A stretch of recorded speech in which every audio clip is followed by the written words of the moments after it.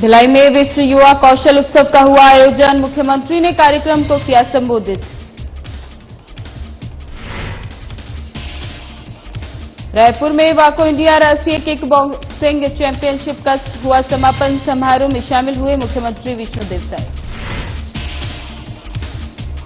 कोरबा में उप मुख्यमंत्री ने विकास कार्यों का किया लोकार्पण। अटल बिहारी वाजपेयी की प्रतिमा का किया अनावरण। बिलासपुर में रजक युवा गाज के सम्मेलन आयोजित। उप मुख्यमंत्री अरुण साव ने सम्मेलन में की शिरकत।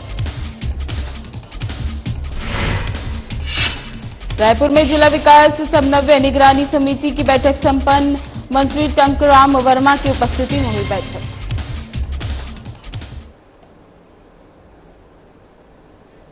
नमस्कार, मैं ज्योति निषाद। चलिए बढ़ते हैं खबरों की ओर। मुख्यमंत्री विष्णुदेव साय ने आज भिलाई स्थित रुंगाटा यूनिवर्सिटी में आयोजित विश्व युवा कौशल उत्सव के समापन समारोह को संबोधित किया, जहां मुख्यमंत्री विष्णुदेव साय ने कहा, हम विकसित भारत विकसित छत्तीसगढ़ के लक्ष्य की प्राप्ति के लिए निरंतर कार्यरत हैं और इस समाज के प्रत्येक वर्ग की सक्रिय भागीदारी अनिवार्य है। यह आयोजन इतिहास में स्वर्ण अक्षरों में दर्ज किया जाएगा। Gold book of world record की टीम ने 8,183 प्रतिभागियों के एक सप्ताह के अंदर प्रशिक्षण किया और संस्थान को इस प्रमाण पत्र प्रदान किया गया।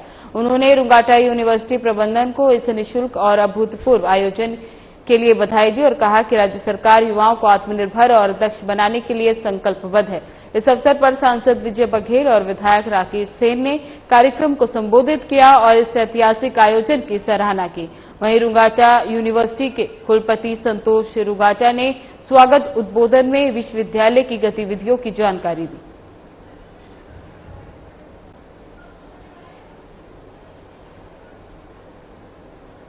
मुख्यमंत्री विष्णुदेव साय रायपुर स्थित सरदार बलबीर सिंह जुनेजा इंदौर स्टेडियम में आयोजित वाको इंडिया राष्ट्रीय किक बॉक्सिंग चैंपियनशिप के समापन और पुरस्कार वितरण समारोह में सम्मिलित हुए। वहीं मुख्यमंत्री साय ने देश के 28 राज्यों से आए लगभग 1200 प्रतिभागियों और 300 कोच का भगवान श्रीराम के ननिहाल और माता कौशल्या की पावन धरती छत्तीसगढ़ में हार्दिक स्वागत किया और कहा कि राज्य का सौभाग्य है कि वाको इंडिया राष्ट्रीय किक बॉक्सिंग फेडरेशन ने इस प्रतिष्ठित आयोजन के लिए छत्तीसगढ़ को चुना। मुख्यमंत्री साय ने कहा, राज्य सरकार खेलों को बढ़ावा देने के लिए बुनियादी ढांचे विकास, प्रशिक्षण और प्रोत्साहन योजना पर विशेष ध्यान दे रही है। उन्होंने बताया, ओलंपिक जैसे अंतर्राष्ट्रीय आयोजनों में पदक जीतने वाले खिलाड़ियों को 1 से 3 करोड़ रुपए तक का पुरस्कार राशि देने की योजना सरकार की प्रतिबद्धता का परिचायक था।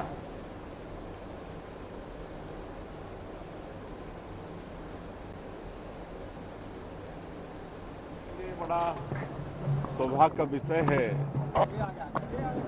कि किक बॉक्सिंग का राष्ट्रीय प्रतियोगिता का समापन और आयोजन हमारे छत्तीसगढ़ में 16 तारीख से लेकर आज 20 तारीख तक हुआ और ये इसके पहले 2017 में यहाँ आयोजन हुआ था और 8 वर्षों बाद 2025 में फिर से आयोजन हुआ है। तो ये छत्तीसगढ़ के लिए सौभाग्य का विषय है और इसके लिए वाको इंडिया किक बॉक्सिंग फेडरेशन का आभार। और इस आयोजन में 28 प्रदेशों के खिलाड़ी, करीब 1200 खिलाड़ी भाग लिए और 300 कोचेस इसमें भाग लिए। तो उनका सबका छत्तीसगढ़ की धरती में स्वागत है। और इस पूरे प्रतियोगिता में पंजाब स्टेट फर्स्ट आया, उनको भी बधाई। महाराष्ट्र सेकेंड आया तो उनको भी बधाई और तमिलनाडु थर्ड आया, उनको भी बधाई। और हमारा छत्तीसगढ़ 6वें स्थान पर आया, तो छत्तीसगढ़ को भी।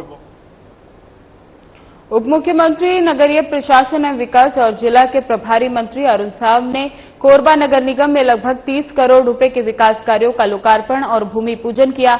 इनमें भूमि पूजन के 74 कार्य राशि 24 करोड़ 76 लाख रुपए और लोकार्पण के 19 कार्य राशि 4 करोड़ 60 लाख रुपए शामिल है। इसी के साथ ही अरुण साव ने अटल परिसर में स्थापित पूर्व भारत रत्न स्वर्गीय वाजपेयी की प्रतिमा का अनावरण किया। कार्यक्रम में वाणिज्य उद्योग मंत्री लखनलाल देवांगन, विधायक प्रेमचंद्र पटेल समेत कई नेता शामिल हुए। बता दें, उप मुख्यमंत्री साव ने कोरबा के विकास के लिए नगर निगम में 72 कार्यों के लिए 18 करोड़ रुपए देने की घोषणा करते हुए कोरबा ऊर्जाधानी और यहां के लोगों में ऊर्जा बनी रहे, इस दिशा में कार्य करते हुए मुख्यमंत्री विष्णुदेव साय के मार्गदर्शन में विकास के लिए राशि उपलब्ध कराई जा रही है। कोरबा नगर निगम को 280 करोड़ की राशि विकास कार्यों के लिए दी गई है।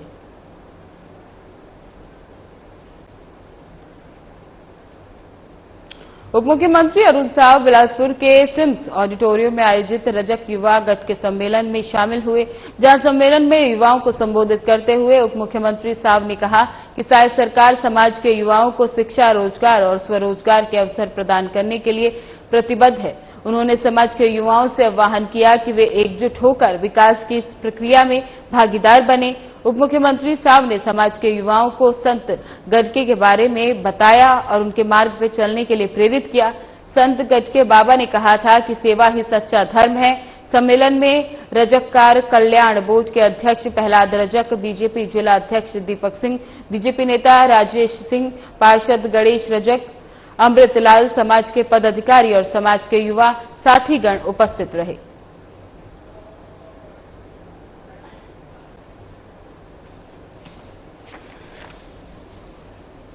बता दें कि उप मुख्यमंत्री अरुण साव बिलासपुर के सिम्स ऑडिटोरियम में आयोजित रजक युवा गठ के सम्मेलन में शामिल हुए, जहां सम्मेलन में युवाओं को संबोधित करते हुए उप मुख्यमंत्री साव ने कहा कि साय सरकार समाज के युवाओं को शिक्षा, रोजगार और स्वरोजगार के अवसर प्रदान करने के लिए प्रतिबद्ध है।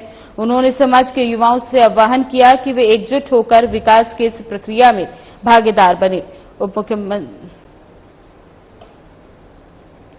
बिलासपुर में मुख्यमंत्री साय ने संत गाडके महाराज की पूजा अर्चना कर राज्य स्तरीय गाडके सम्मेलन का शुभारंभ किया।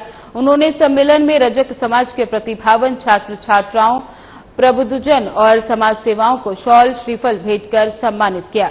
वहीं मुख्यमंत्री साय ने संबोधित करते हुए कहा कि रजक समाज का सामाजिक समरसता और सेवा भाव हमेशा से अनुकरणीय रहा है। छत्तीसगढ़ के प्रत्येक गांव में इस समाज की उपस्थिति है और शादी विवाह, छठी सहित अन्य सनातन परंपराएं इनके सहयोग के बिना पूर्ण नहीं होती। इनके पुश्तैनी व्यवसाय के सशक्तिकरण के लिए राज्य सरकार ने रजककार विकास बोर्ड का गठन किया, जिसके माध्यम से उन्हें किफायती दर पर ऋण सुविधा प्रदान की जाएगी। उन्होंने कहा, समाज के युवाओं को उन्नति के नए आयाम तक पहुंचाने के लिए राज्य सरकार पूर्णतः प्रतिबद्ध है।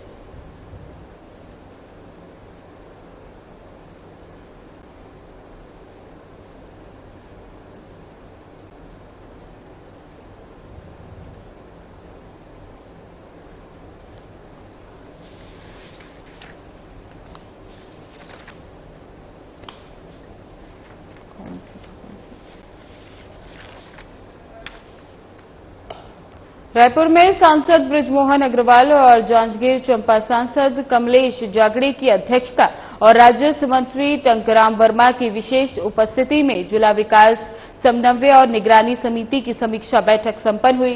बैठक में केंद्र परिवर्तित योजनाओं का जिले में क्रियान्वयन और विकास कार्यों की विस्तृत समीक्षा की गई। वहीं बैठक में केंद्र सरकार की योजनाओं का लाभ अधिक से अधिक लोगों तक पहुंचाने के लिए अधिकारियों को निर्देश दिए गए। इस अवसर पर नगरपालिका अध्यक्ष अशोक जैन, अश्वनी शर्मा, कलेक्टर दीपक सोनी और कई स्थानीय जनप्रतिनिधि एवं विभिन्न विभागों के जिलाधिकारी उपस्थित रहे। वहीं राजस्व मंत्री टंकराम वर्मा ने कहा कि प्रधानमंत्री नरेंद्र मोदी ने हर वर्ग के लोगों के लिए अनेक योजनाएं लागू की। इन योजनाओं का लाभ 100% हितग्राही तक पहुंचाना होगा।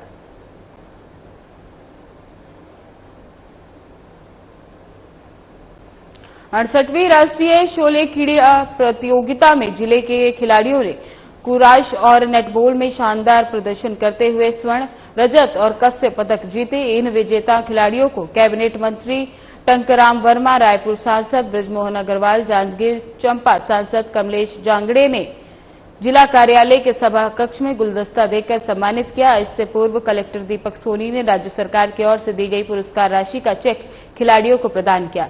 इस दौरान स्वर्ण पदक प्राप्त करने वाले खिलाड़ियों को 21,000 रुपये, रजत पदक प्राप्त करने वाले खिलाड़ियों को 15,000 रुपये और कांस्य पदक पाने वाले खिलाड़ियों को 10,000 रुपये का चेक दिया गया।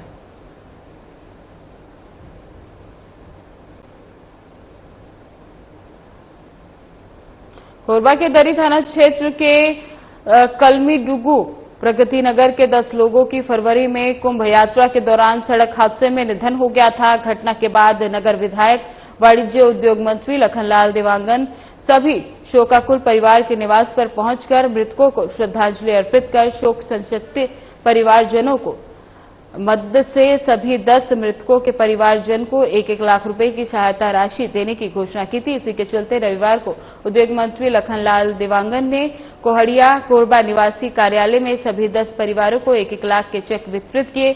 इस अवसर पर वार्ड की परिषद राधा महंत, पार्षद मुकुंद सिंह कंवर भी उपस्थित रहे।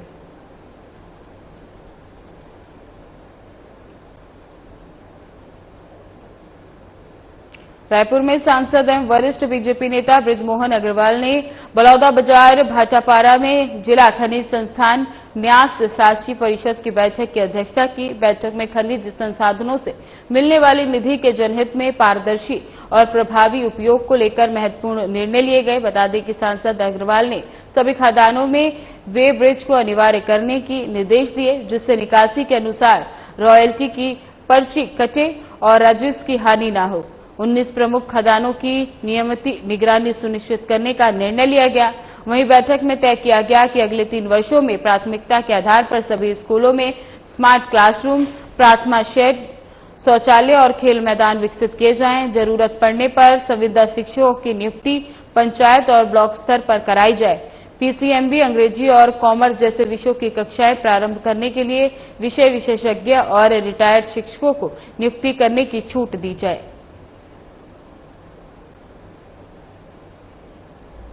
रायपुर पश्चिम विधायक राजेश मूणत ने नगर पालिका निगम रायपुर की महापौर मीनल चौबे सहित नगर निगम सभापति सूर्यकांत राठौर, गणमान्य सहित सामाजिक कार्यकर्ताओं की उपस्थिति में नगर पालिका निगम के अंतर्गत विभिन्न 8 कार्यों का 1 करोड़ 8 लाख रुपए की स्वीकृति लगने वाले विभिन्न 8 नवीन विकास कार्यों का लोकार्पण किया। बता दें कि महापौर मीनल चौबे ने शहीद चूड़ामीन नायक वार्ड में 1 करोड़ 8 लाख के नए विकास कार्यों की सौगात दी है और एमआईसी सदस्य दीपक जायसवाल की सक्रिय और जागरूक कार्यशैली को सराहा।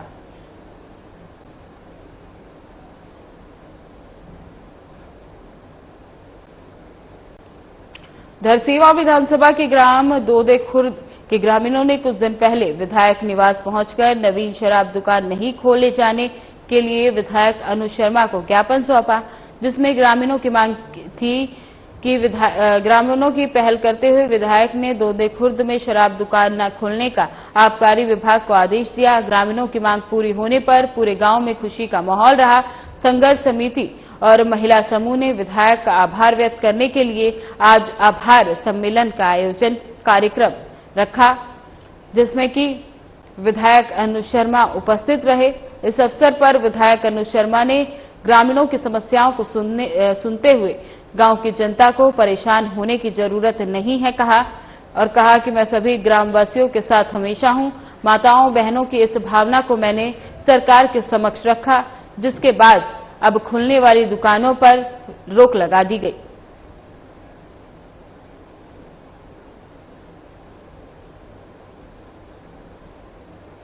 प्राची दास को आयुर्वेद चिकित्सा में डॉक्टर की डिग्री मिलने से क्षेत्र में हर्ष। बंसुला निवासी प्राची दास आयुर्वेद चिकित्सा में एक वैद्य चिकित्सक बन गई हैं। प्राची प्रारंभ से ही मेधावी छात्रा थी। एक क्लासिकल नृत्य गाना के साथ ही योग कला में पारंगत भी हैं। बता दें, इन्होंने अपनी आयुर्वेद चिकित्सा की शिक्षा नरसिंहनाथ आयुर्वेद कॉलेज और रिसर्च इंस्टीट्यूट नरसिंहनाथ पाई कमाल जिला बरगाड़ से प्राप्त की है। डॉक्टर प्राची दास बसाना के डॉक्टर विवेकानंद दास की सुपुत्री हैं और बता दें चहुमुखी प्रतिभा के धनी और शिक्षक हैं वो। माता धर्मशीला दास जिला उपाध्यक्ष स्काउट्स और गाइड्स महासमुंद ग्राम पंचायत बंसुला के निर्विरोध पंच हैं।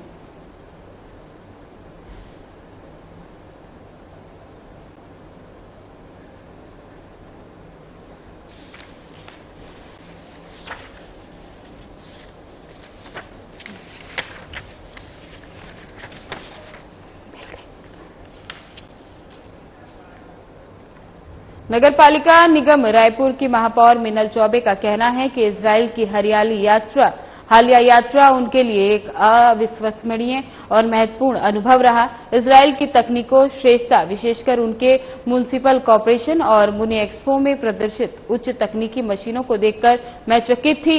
ये दर्शाता है कैसे नवाचार को शहरी जीवन और सुरक्षा में एकीकृत किया जा सकता है। इस दौरान इजराइल के प्रधानमंत्री का संबोधन सुनने को मिला। विदेश मंत्री इजराइल में अमेरिकी राजदूत और स्थानीय सरकार ने आपातकालीन प्रक्रिया और सामुदायिक विकास में अपने अनुभवों को साझा किया। यात्रा के दौरान ऐतिहासिक शहर जेरूसलम के भ्रमण का अवसर को मिला। मैंने हॉलोकास्ट म्यूजियम में मानवीय त्रासदी की गहराई को महसूस किया। इसके साथ ही मीनल चौबे ने अविस्मरणीय यात्रा के लिए प्रधानमंत्री और मुख्यमंत्री विष्णुदेव साय का आभार व्यक्त किया।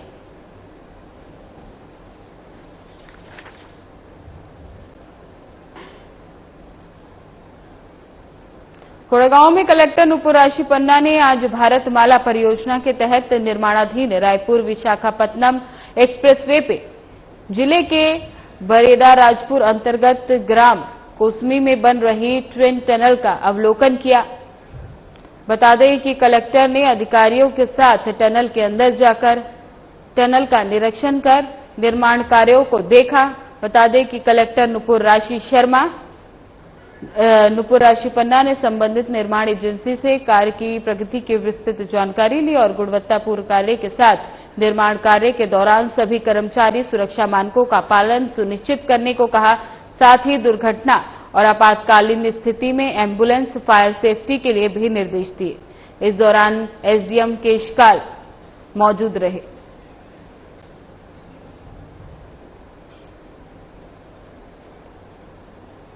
माउंट आबू राजस्थान से पधारे हुए प्रजापति ब्रह्म कुमारी ईश्वरीय विश्वविद्यालय के राजयोगी ब्रह्म कुमार भगवान भाई ने नूतन हायर सेकेंडरी स्कूल में अपराध मुक्त समाज के लिए नैतिक शिक्षा की आवश्यकता विषय पर कहा कि जिला धमतरी समाज में बढ़ती हिंसा और अपराध एक चिंतनीय विषय है। नैतिक शिक्षा द्वारा अपराध मुक्त समाज का निर्माण किया जा सकता है। नैतिक शिक्षा की कमी ही वर्तमान समय सभी अपराधों के मूल कारण है। हम विकसित देशों के लाइन में जाने की कल्पना कर रहे हैं, देश को विकसित बनाने में लगे हुए हैं, लेकिन समाज में हो रहे युवाओं द्वारा अपराध, जिसे भावी समाज, देश और विश्व की स्थिति किसी से छिपी रही है। वर्तमान का युवा भावी समाज है। अगर भावी समाज को अपराध मुक्त बनाना चाहते हैं तो वर्तमान के युवाओं को नैतिक शिक्षा द्वारा अपराध मुक्त, सांस्कृतिक और सशक्त बनाने की आवश्यकता है।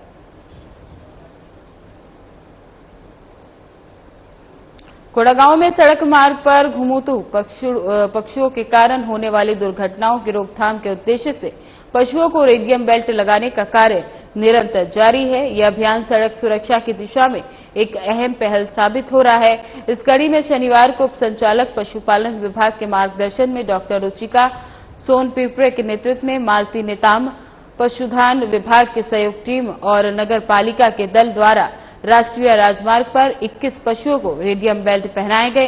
साथ ही 12 पशुओं का टीकाकरण किया गया। पशुपालन विभाग से प्राप्त जानकारी के अनुसार जिले में अब तक लगभग 800 पशुओं को रेडियम बेल्ट पहनाई जा चुकी है, जिसमें से वर्ष 2025 में अब तक 70 पशुओं को बेल्ट लगाए गए हैं। ये प्रयास से सड़क दुर्घटनाओं को कम करने के साथ पशुओं की सुरक्षा सुनिश्चित करने में सहायक सिद्ध होगा।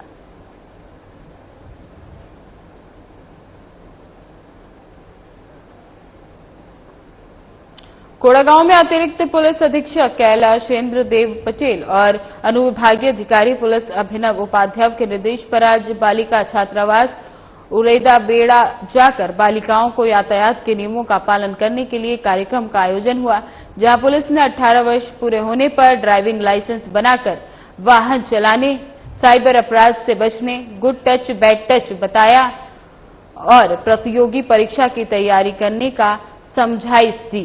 उक्त जानकारी देने में उरेदा बेड़ा हॉस्टल अध्यक्षा निधि साहू और थाना प्रभारी उदेड़ा बेड़ा रोशन कौशिक, प्रधान आरक्षक रामचंद्र मरकाम उपस्थित रहे। इसके साथ ही कार्यक्रम समाप्ति बाद बच्चों को चॉकलेट और बिस्किट का वितरण किया गया।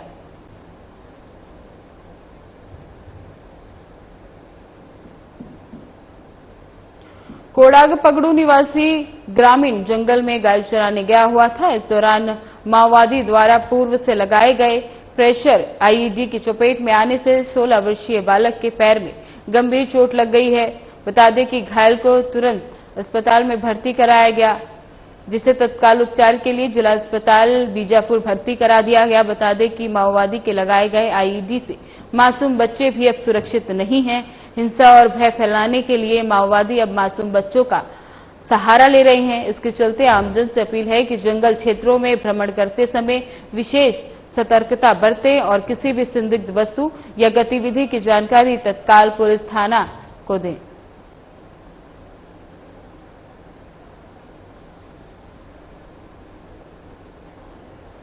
केंद्रीय स्वास्थ्य मंत्री जेपी नड्डा की अध्यक्षता में national ART and surrogacy act 2021 के तहत 6वें national ART and surrogacy board की बैठक हाइब्रिड मोड में वीडियो कॉन्फ्रेंसिंग के जरिए हुई। बता दें कि बैठक में केंद्रीय स्वास्थ्य मंत्रालय के वरिष्ठ अधिकारी और बोर्ड के सदस्य राज्यों के प्रतिनिधि उपस्थित रहे। बोर्ड के सदस्य के रूप में छत्तीसगढ़, चंडीगढ़, तमिलनाडु, तेलंगाना राज्य शामिल है। छत्तीसगढ़ राज्य की तरफ से स्वास्थ्य मंत्री श्याम बिहारी जायसवाल, स्वास्थ्य विभाग के सचिव अमित कटारिया, आयुक्त सह संचालक स्वास्थ्य सेवाएं डॉक्टर प्रियंका शुक्ला बैठक में उपस्थित रहीं। वहीं बैठक में 3 अहम मुद्दे को सर्वसहमति से पारित किया गया। इसके तहत देश के अंदर या बाहर भ्रूण के अंदर के अनुमति के लिए 884 मामलों के प्रकरणों को स्वीकृति दी गई।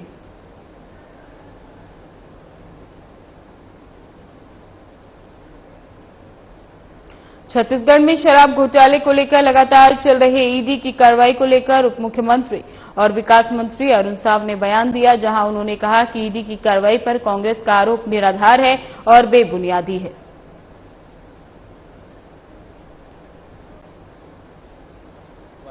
हो रही है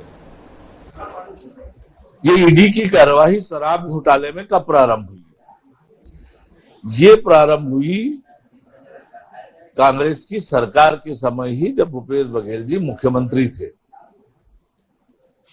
और जैसे मैं कहता हूं कि ये शराब घोटाले की जानकारी छत्तीसगढ़ के आम लोगों तक पहुंच चुकी थी कि छत्तीसगढ़ में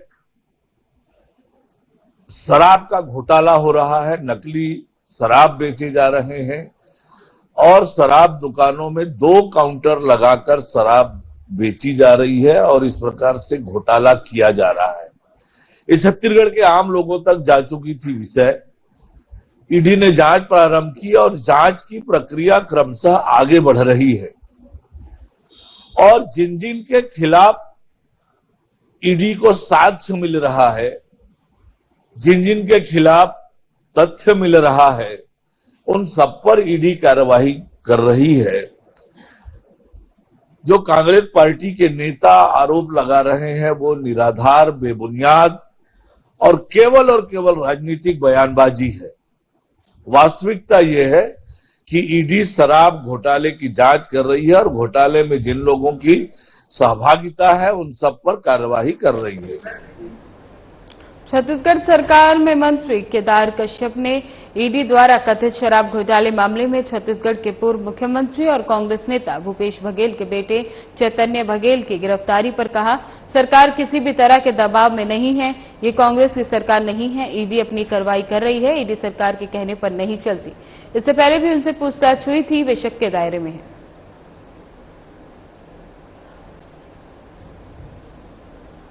सरकार किसी भी तरीके से कोई दबाव में नहीं है और ये विष्णुदेव साय जी की सरकार है, ये कांग्रेस की सरकार नहीं है। और जहां तक